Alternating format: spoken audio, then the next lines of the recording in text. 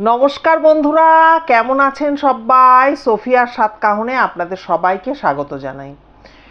বন্ধুরা, গেল দিন যে ভিডিওটা পোস্ট করেছিলাম আপনারা অনেকেই সেটা দেখেছেন, আপনাদের ভালো লেগেছে, প্রচুর কমেন্ট পেয়েছি। কিছু কিছু কমেন্টের উত্তর দিতে পারছি, আর কিছু কমেন্টের এখনও উত্তর দিতে পারিনি।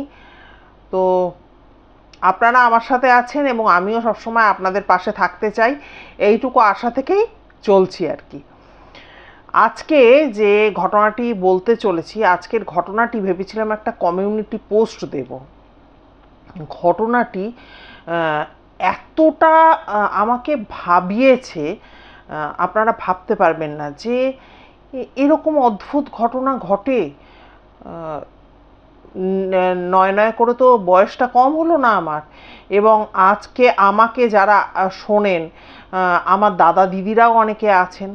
আপনারা অবশ্যই কমেন্ট করে জানাবেন যে এই ধরনের ঘটনা এর আগে আপনারা শুনেছেন কিনা কোথাও। তো চলুন তাহলে শুরু করা যাক ঘটনাটি।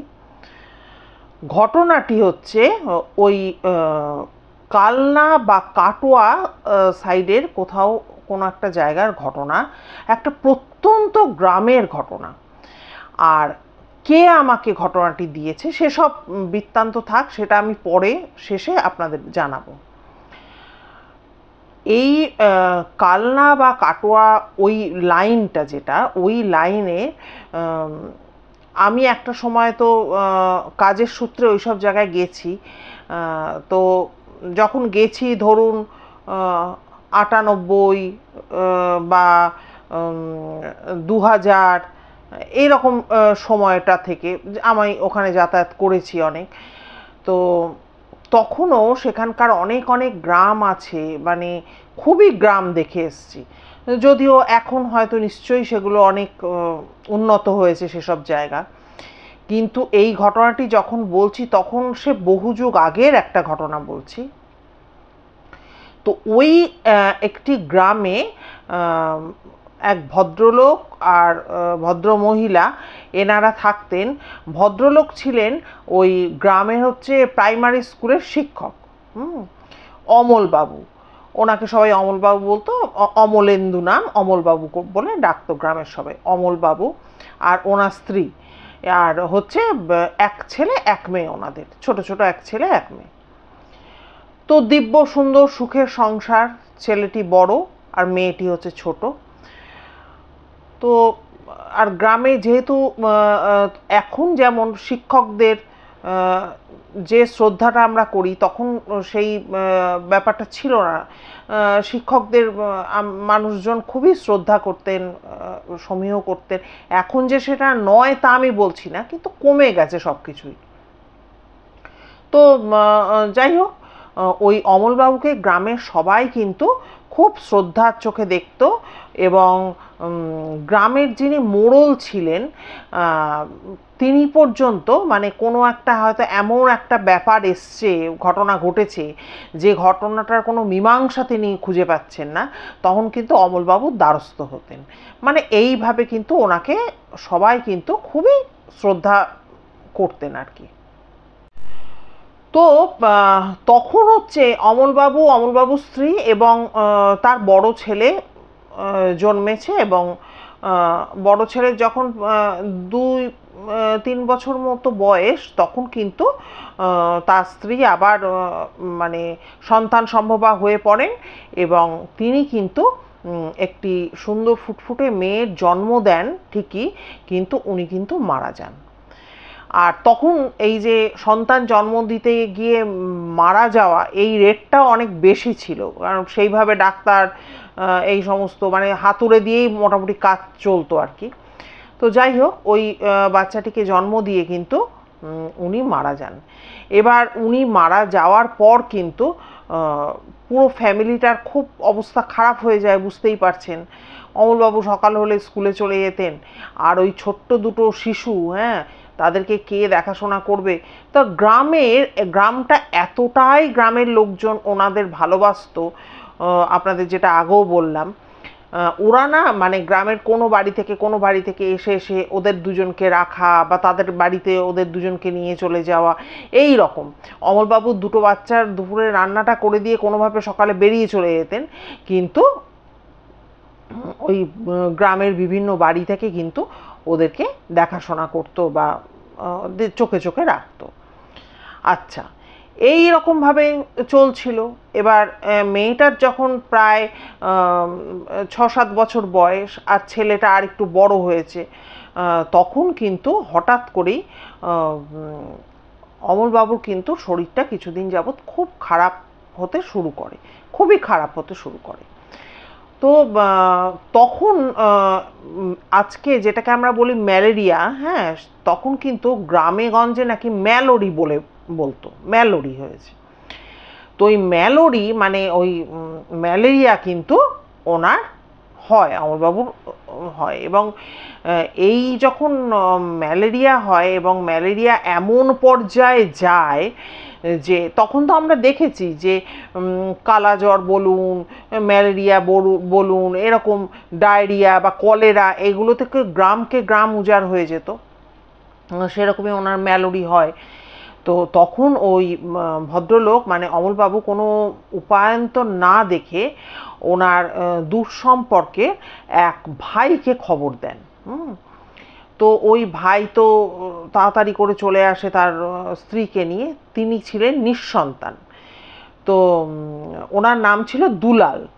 তো ওই দুলাল বাবু ওনার স্ত্রীকে নিয়ে চলে আসে এবং দাদার এই রকম অবস্থা দেখে ছোট ছোট দুটো বাচ্চা, মানে ওনাদের যেন সে হৃদয় কেঁদে ওঠে এবং ওনারা যার পণ্যায় মানে ওনারকে সাপোর্ট করেন এবং তার রোগশয্যায় তাকে দেখাশোনা করা, সব কিছু তাকে সুস্থতার দিকে এগিয়ে নিয়ে যাওয়ার চেষ্টা করা প্রচণ্ড কিন্তু ওনারা করেন। হ্যাঁ, যার পণ্যাই করেন, দুটো বাচ্চাকে দেখাশোনা করা, দুলালবাবুর স্ত্রী, হ্যাঁ, তাদের খেতে দেওয়া, তাদের জামা কাপড় কেচে দেওয়া, সব কিছু ওনারা করেন।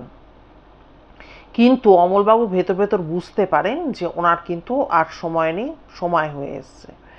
তখন উনি কিন্তু অমলবাবুর এক দিদি, হ্যাঁ, তিনি অনেক দূরে কোথাও থাকতেন। তো ওই দিদিকে কিন্তু দুলাল বাবুকে বলেন যে দুলাল, তুমি ওই দিদির বাড়িতে একটু সংবাদটা পাঠাও যে আমার এই রকম অবস্থা, চরম অবস্থা। দিদি যেন খবর পাওয়া মাত্র কোনোভাবে আমার বাড়িতে চলে আসে, আমি হয়তো ততদিনে থাকবো না। তা উনি বয়ান যেমন যেমন দেন, দুলাল বাবু পুরো ওই পোস্ট কার্ডে সেই সব চিঠি টিঠি লিখে এবং দুলালবাবু কিন্তু পোস্টও করে আসেন চিঠিটা। এটা কিন্তু উনি জীবদ্দশায় কিন্তু দেখে যান যে দিদিকে খবর পাঠানো হলো।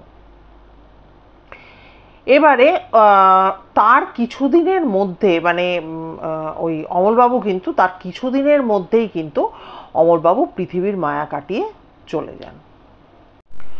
তো যাই হোক, আর অমলবাবু কিন্তু আরেকটি কাজ করেন, যেহেতু দিদি অনেকটা দূরে রয়েছে সেহেতু উনি কিন্তু ওই দুলালবাবুকে বিশ্বাস করে তার সঞ্চিত যে অর্থ এই সমস্ত সব কিন্তু ওনার হাতে তুলে দিয়ে যান এবং বলেন যে দিদি এলে, দিদি তো আমার বাচ্চা দুটোর দায়িত্ব নেবেই, তখন তুমি এই অর্থটুকু দিদিকে মানে দিয়ে দিও।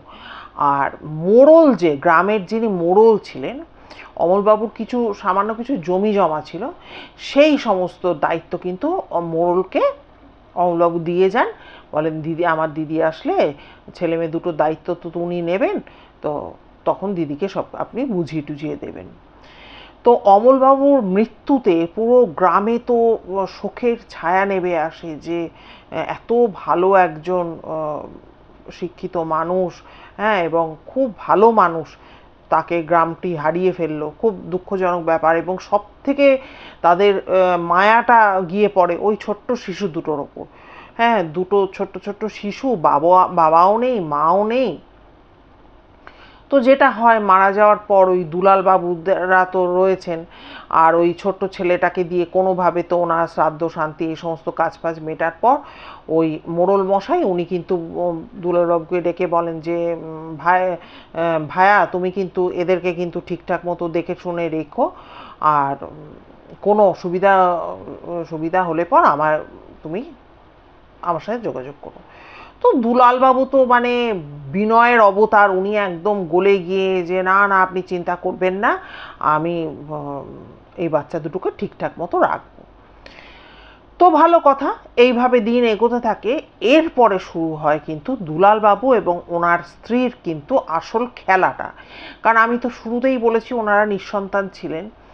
ওনারা এই দুটি বাচ্চাকে কোথায় আগলে বুকে তুলে নেবেন তা না করে এদের উদয়াস্ত পরিশ্রম করাতো, উদয়াস্তে কাজ করাতো, এটা করে দে ওটা করে দে সেটা করে দে, হাফ বেলা খেতে দিত না, মানে যেগুলো করে একজন সৎমা সেইগুলোই, মানে আমরা জানি যে বাবা বিয়ে করে সৎমা আনলে সৎমা এগুলো করে, তা সেই রকমভাবে কিন্তু অত্যাচার এই দুটি বাচ্চার ওপর কিন্তু চলতে থাকে।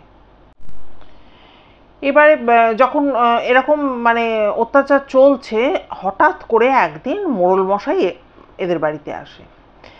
এসে একদম দুলালবাবু এবং তার স্ত্রীকে সামনে দাঁড় করিয়ে বলে যে তোমরা বাচ্চা দুটোর ওপর কি করছো। তখন বলছে যে কেন আমরা কি করেছি মশাই, ছি ছি ছি, এ কি বলছেন, এ তো আমার নিজের বাচ্চারই মতো, এদেরকে দাদা আমার হাতে তুলে দিয়ে গেছে, আর যতদিন না ওই পিসি ওদের আসছে ততদিন পর্যন্ত আমাকেই দেখভাল করতে হবে, আমি নিঃসন্তান। মানে দুলালবাবু এবং তার স্ত্রী হাউমাউ করে কেঁদে ফেলে।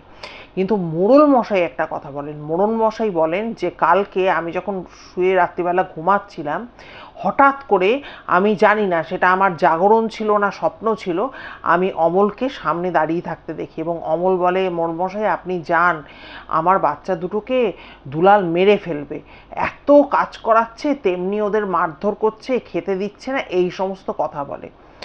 এবার দুলালবাবু বলেন তাই নাকি, এইরকম কথা দাদা বলেছে, কেন দাদা বললো আমি তো বুঝতে পারছি না, দাঁড়ান দাঁড়ান বলে বাচ্চা দুটোকে ডেকে আনে।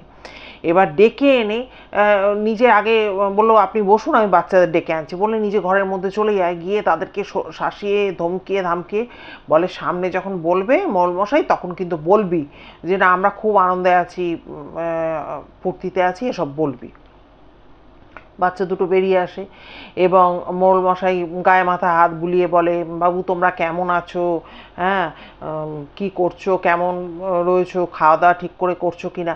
তখন ওরা একদম একদম ভালোভাবে বলেছে যে হ্যাঁ না আমাদের কোনো অসুবিধা হচ্ছে না, আমরা সুন্দর রয়েছি, আমরা এখানে ঠিকঠাক মতো খাচ্ছি, হ্যাঁ আমাদের ও কাকিমা বলতো আর কি, কাকু কাকিমা এরা খুব ভালো রেখেছে, হ্যাঁ এই সমস্ত কাকিমা আমাদের খুব আদর করে ভালোবাসে, এই সমস্ত যা যা বলার বলেছে। তো মোড়ল মশাই সন্তুষ্ট হয়ে ফিরে গেছে। আচ্ছা এরপরে কিন্তু ওই রকম গ্রামে না 2-3 জন কিন্তু ওই একই যেন স্বপ্ন দেখে, আর যে যখন স্বপ্ন দেখে সে তখন ছুটে আসে এরকমভাবে। এদিকে এরা তো 2 ভাই বোনের, এদের তো প্রাণ ওষ্ঠাগত। আচ্ছা এরা মাঝে মধ্যে কি করে, ওখানে নাকি তখন মানে যে গ্রামে থাকতো সেখানে নাকি কিছুটা যাওয়ার পর অকাট জঙ্গল শুরু হয়েছে, হ্যাঁ খুব গভীর জঙ্গল, ঘন জঙ্গল। ওরা মাঝে মধ্যে 2 ভাই বোন যখন খুব হাঁপিয়ে উঠতো বিকেলবেলা বা একটু হয়তো দুপুর পড়ে এসছে এই টাইমটায়, ওরা 2 ভাই বোন না হাত ধরাধরি করে ওই জঙ্গলের মধ্যে চলে যেত, চলে গিয়ে কিছুক্ষণ বসে টসে থেকে আবার ফিরে আসতো। এবার দেরি হলে তো আবার মার খাবে, এই রকম ব্যাপারটা চলছিল। তা ওর যে দাদা আর কি, বাচ্চাটার যে দাদা, সে একদিন বলছে কি যে ওইখানে যে গিয়ে যে বোন আর তো পারছি না রে, আর বোন তখন বলছে জানিস তো দাদা আমার সারা গায়ে ব্যথা, আমাকে এমন মারছে আমিও আর পারছি না, আর সেই ছোট বোনটা হাত দিয়ে বাসন মাজে ওকেও মাজায়, এরকম মানে প্রচণ্ড অত্যাচার, মানে অমানসিক অত্যাচার যাকে বলে। তো দাদা বলে কি বোন দেখ ওখানে থাকলেও আমরা মরে যাব, আমাদের বাঁচতে দেবে না, আর আমরা যদি হারিয়ে যাই তাহলেও কিন্তু আমরা মরে যাব। তখন ওর বোন বলে হ্যাঁ দাদা তুই ঠিকই বলেছিস। তখন ওর ছোট বোনটা বলে চল না দাদা আমরা হারিয়ে যাই, হ্যাঁ হারিয়ে গেলেও আমরা মরে যাব কিন্তু আমি আর তুই তো কাছাকাছি থাকতে পারবো, চল আমরা হারিয়ে যাই। বলে ওই দিনকে কিন্তু ওরা আর বাড়ি ফেরে না। ওরা ওই বিকেল সন্ধে ওই সময়টাতে ওরা কিন্তু ওই জঙ্গল ধরে ধরে ধরে ধরে হাঁটা শুরু করে দেয়। এবার ওরা তো ওইভাবে চলে গেল। এবার সারাটা রাত কেটে যায়। দুলালবাবু আর তার স্ত্রী তারা তো ঘরবার করে, আর ওর বউ গ্যাজর গ্যাজর করতে থাকে, দুলালবাবুর বউ, যে হ্যাঁ ওরা কোথায় গেল, তুমি বেরিয়ে দেখো, হ্যাঁ কালকে সকাল থেকে কাজকর্ম আমি কাকে দিয়ে করাবো। হ্যাঁ, খুব চেঁচামেচি করতে থাকে। আর দুলালবাবু বলে, এই রাত্রিবেলা মেন কোথায় খুঁজতে যাবো ওদের, ও যেখানে গেছে গেছে, মরে গেলে মরে যাবে। পরদিন গিয়ে এরা অনেক খোঁজাখুঁজি করে, কিন্তু ওই দুই ভাই বোনকে কোথাও দেখতে পায় না। এরা না নিজেরা চুপি চাপে ছিল, ব্যাপারটা নিয়ে কাউকে যে পাঁচকান করা গ্রামবাসীদের মধ্যে সেসব কিচ্ছু কিন্তু করেনি। কিন্তু ওই ছেলেটা আর মেয়েটা মা বাবা হারা, এদের দুজনকে গ্রামের মানুষ এত ভালোবাসতো, প্রায় কেউ না কেউ খবর নিতে আসতো। যখনই খবর নিতে আসতো বলছে ওরা ঘুমাচ্ছে, কি ওরা অমুক জায়গায় গেছে, এরকম উল্টো পাল্টা বলতো। তো এই করে করে বাচ্চা দুটোকে গ্রামের মানুষ রাস্তাঘাটে দেখতে পাচ্ছে না। আর এ তো শহরের মতো নয় যে এই বাড়ির লোক পাশের বাড়ি খবর রাখে না, এরকম তো নয়। গ্রামে ছোট জায়গার মধ্যে যেহেতু সবাই থাকে, সবাই সবার খবর রাখে। এবার এই কথাটা কিন্তু মোড়ল মশাইয়ের কান অবধি পৌঁছায় যে গ্রামে বাচ্চা দুটোকে দেখা যাচ্ছে না। তো মোড়ল মশাই একদিন আসেন ওদের বাড়িতে, দুলাল বাবুদের বাড়িতে, এবং সাথে গ্রামবাসীরাও আসে। বলে, তুমি বাচ্চা দুটো কোথায় গেছে? বলে, ওরা তো এই তো ঘরে খেলছে। বলে, ঘরে খেলছে, ঠিক আছে, ডেকে আন। তখন তো দুলালবাবু পুরো কাঁদো কাঁদো হয়ে যান, এবং সেই দাদা মারা যাওয়ার আগ থেকে যে এই বাড়িতে ঘাঁটি গেড়েছে তার ওঠারও কোনো নাম নেই। আর ওদিকে গ্রামবাসীরাও বুঝতে পারছে না যে সেই যে দিদির বাড়িতে ওই যে চিঠিটা পোস্ট করা হয়েছিল, এরাও মানে এদেরকে প্রেশার দেয় যে তুমি সত্যি পোস্ট করেছিলে, সত্যি কথা বলো তো। বলে, হ্যাঁ আমি তো পোস্ট করে দিয়েছি। এবার সেও কেন এতদিন হয়ে গেল আসছে না, ভাইয়ের আগে ভাই বউ চলে গেছিল, পরে ভাই চলে গেল, দিদি কেন খোঁজ নিতে আসছে না, সেটাও মোড়ল মশাই কেন, পুরো গ্রামের একটা মাথা ব্যথার বিষয় হয়ে উঠেছিল। তার মধ্যে এই শিশু দুটির অন্তর্ধান, তারা হারিয়ে গেল পুরো একদম। এবারে এই বাচ্চা দুটোকে পুরো গ্রাম সবাই মিলে কিন্তু তোলপাড় করে ফেলে।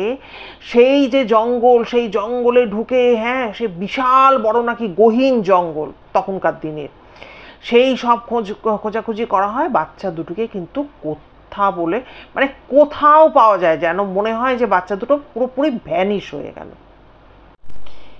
এদিকে একটা নতুন উপদ্রব কিন্তু গ্রামে শুরু হয়। কীরকম? ভর সন্ধেবেলার দিকে কি রাত্রিবেলা কেউ হয়তো ছোটোখাটো একটু দরকারে হয়তো বাড়ি থেকে বেরিয়েছে, হ্যাঁ যদিও তখনকার সময় চতুর্দিকে অন্ধকার, হ্যাঁ হয়তো কেউ তার ধরুন প্রকৃতির ডাকে সাড়া দিতেই যাচ্ছে বা কিছু, এই বেরিয়েছে। এরা মাঝে মধ্যেই যারা যারা বেরোচ্ছে তারাই অমলকে দেখতে পাচ্ছে। আর অমল কাঁদছে এবং বলছে, আমার বাচ্চাদেরকে তোমরা বাঁচাও, আমার বাচ্চাদেরকে ওরা প্রচণ্ড অত্যাচার করেছে, আমি ওর হাতে টাকা পয়সা দিয়েছি আর ও আমার বাচ্চাগুলোকে মেরে ফেলার অবস্থা করেছে, তোমরা এর বিহিত করো। মানে সে বিচার চাইছে, বিচারের আশায় বারবার ফিরে আসছে, কিন্তু কাউকে কোনো ক্ষতিও করছে না, কিচ্ছু না। কিন্তু একটা মৃত ব্যক্তিকে এরকমভাবে যদি গ্রামবাসীরা মাঝে মধ্যেই দেখে, তাদের মধ্যে একটা ত্রাসের সৃষ্টি হচ্ছে যে এটা কি দেখছে তারা। এদিকে তার বাচ্চাদের খুঁজে পাওয়া যাচ্ছে না।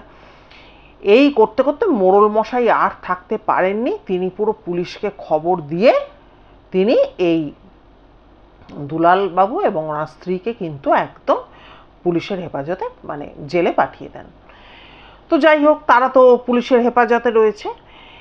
এর মধ্যে একদিন বেশ মানে তারপরে প্রায় ধরুন পেরিয়ে গেছে মাস 6-8, অর্থাৎ 1 বছরের ওপর কিন্তু হয়ে গেছে, অমলবাবু মারা যাওয়ার 1 বছরের ওপর হয়ে গেছে। আর বাচ্চা দুটোর কোনো নেই, কোনো রকম কোনো খবর নেই, বাদ নেই, কিচ্ছু নেই। আর অমলবাবু সেই বাড়ি তো গ্রামের লোকেরা গিয়ে তালা ফালা মেরে দিয়েছে, কাঁচা মাটির দেওয়াল টেওয়াল, এদিক ওদিক সেই ধুলো বেরিয়ে গেছে, হ্যাঁ এরকম বৃষ্টি বৃষ্টি হয়েছে, বাড়ির অবস্থা বেহাল অবস্থা হয়ে গেছে, বাড়িতে তো কেউ থাকে না। তো একদিন হঠাৎ করে দেখা যাচ্ছে যে ওদের ওই বাচ্চা দুটোর পিসি আসছে, হ্যাঁ পিসি তার ছেলে পুলে আরও কারা কারা সব মানে সেখান থেকে যেখানে ছিল সেখান থেকে আসছে, গ্রামে ফিরে আসছে। আর এরাও না মানে গ্রামবাসীদের খুব মানে একটা গিল্ট ফিলিং হতো, যেখানে সেখানে অমলবাবুকে দেখতে পেত। তারপরে এরা না এদের মতো করে ভেবে নিয়েছে যে ওই বাচ্চা দুটোকে, ছোট ছোট শিশু তো, ওদের দুজনকে খুন করেছে এই এরা দুজনে, মানে এই ভদ্র অমলবাবুর যে ভাই আর ভাই বউ, এনারা দুলালবাবু আর ওনার স্ত্রী, এনারা দুজন মিলে খুন করে কোথাও পুঁতে দিয়েছে। এবং পুলিশকে কিন্তু গ্রামবাসীরা তাদের এই সন্দেহের কথা বলাতে, এবং পুলিশ এসে বিভিন্ন জায়গা সার্চ করেও কিছু পায়নি, কিন্তু তবুও এতজন গ্রামবাসী মিলে একটা কথা বলছে, আর মোড়ল মশাইও বলছে, এই এতেই কিন্তু মানে এদের দুজনকে ওখানে ওরা জেলে ধরে রেখেছে, মানে আটকে রেখেছে, ওদের হেফাজতে নিয়েছে। তো যাই হোক, তা বছর খানেক প্রায় বছর দেড়েক বাদে পিসি আসছে। আর যেদিনকে পিসি এসছে সকাল সকাল করে এসছে, এসে তো হাউমাউ করে তো কাঁদছে বাড়িঘরের অবস্থা দেখে। তো যাই হোক, গ্রামের সবাই, ওই গ্রামের যেহেতু মেয়ে, তার প্রতি একটা আলাদা ভালোবাসা আছে, সবাই সব কথা টথা বলেছে এইটাই।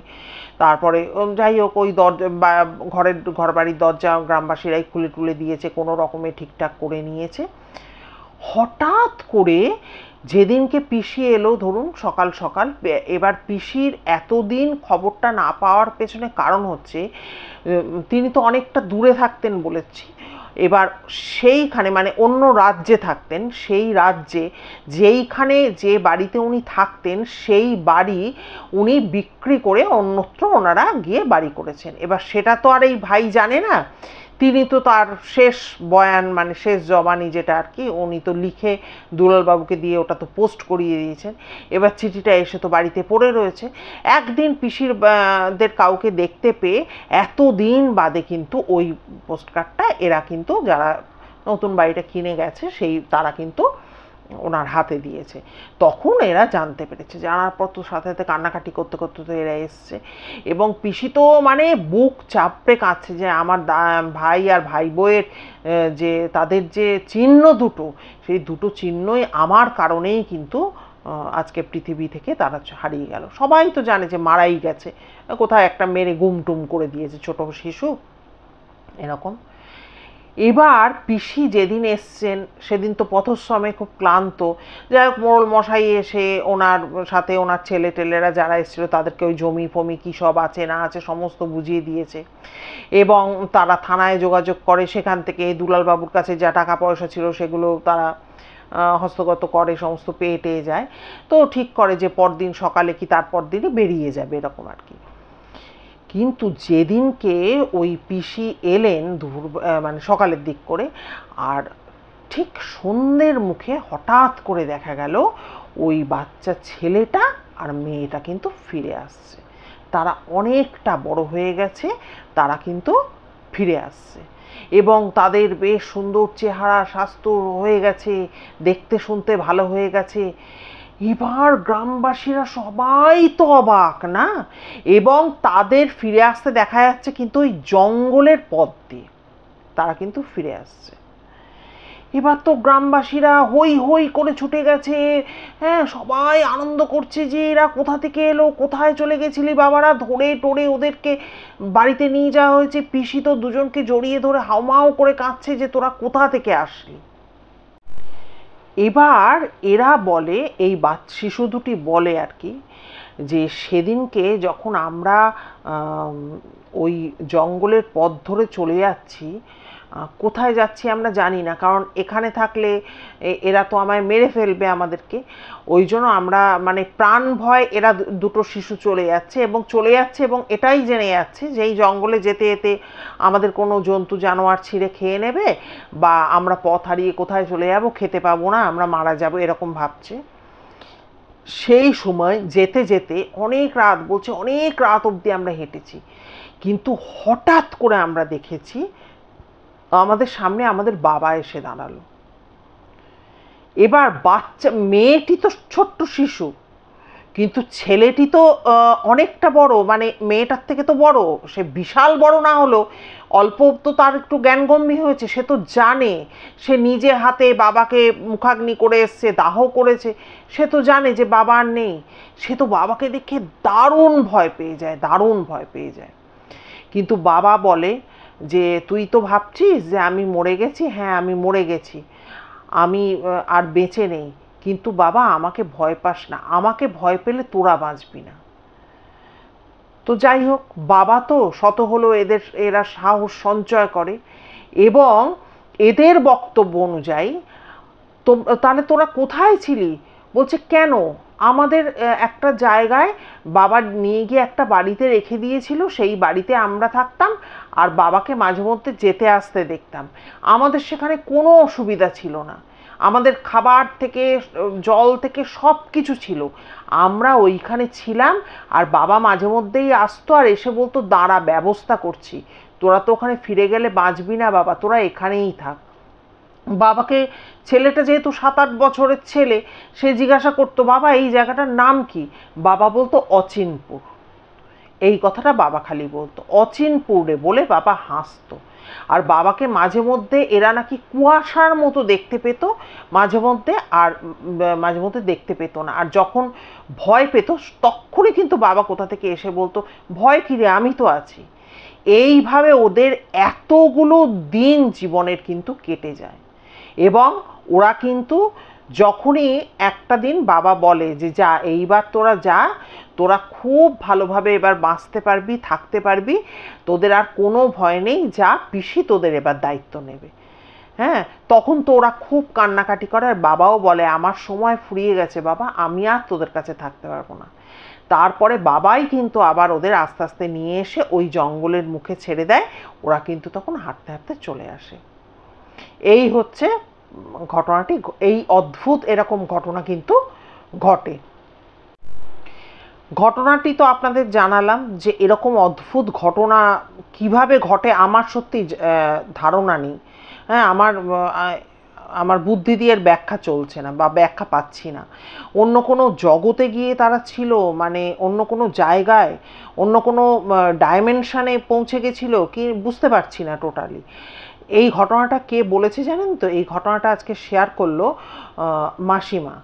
মাসিমার যিনি বোন, হ্যাঁ বোনের হচ্ছে যিনি হাজবেন্ড, মানে মাসিমার ভগ্নিপতি যে, সে হচ্ছে কিন্তু এই ছেলেটি, যে ওই 7-8 বছরের যে ছেলেটি, সেই ছেলেটি। হ্যাঁ, ওই মাসিমা আজকে বলল যে ওই দাদাকে পাঠিয়েছিল যে ওকে একটু ডেকে আনো তো, একটা ঘটনা আমার মনে পড়েছে। আসলে ওনার প্রচুর বয়স হয়ে গেছে তো, যখন যখন কোনো ঘটনার কথা মনে পড়ে তো আমাকে ওরকম ডাক দেয়। তো ওনার কাছে আজকে বলার মতো কোনো ঘটনা আমার ছিল না। আর দুদিন আগে মাসিমার ওই দাদা এসে বলেছে মাসিমা ডেকেছে, তা আজকে মাসিমার কাছে গিয়ে এই ঘটনাটি শুনে আসলাম। কি অদ্ভুত ঘটনা! এবং মাসিমা, আমি তো বলছি মাসিমা এবার হয় নাকি, বললো হয়, মানে আমার ভগ্নিপতি হচ্ছে সেই ছেলেটি যে ওই রকমভাবে জঙ্গলের পথ দিয়ে ওই বোনকে নিয়ে চলে গেছিল এবং বাবার সাথে অতগুলো দিন ছিল। তো বন্ধুরা, সত্যি মিথ্যে আমি বিশ্বাস করতে বলছি না, কিন্তু যদি এরকম ঘটনা হয় সেটা কিভাবে হয় আমার মানে সম্ভব আমি জানি না। তো আপনারা অবশ্যই আপনারা কমেন্ট করে জানাবেন যে আপনাদের আজকের ঘটনাটি কেমন লাগলো, কারণ মাসিমার ঘটনা বলা বিপদ, মাসিমা আবার কিন্তু কমেন্ট কী কী আসছে সেটা মাসিমাকে গিয়ে জানাতে হবে। তো অবশ্যই কমেন্ট করবেন। আর আপনাদের স্টকে যদি কোনো ছোট হোক বড় হোক কোনো ঘটনা থাকে ভৌতিক বা অলৌকিক, তাহলে একটু যদি মনে হয় যে সোফিয়া সাতকাহন এই প্ল্যাটফর্মে বলবেন, তাহলে একটু জানাবেন, কারণ সবার তো সহযোগিতা দরকার, একা কী করে পারবো বলুন।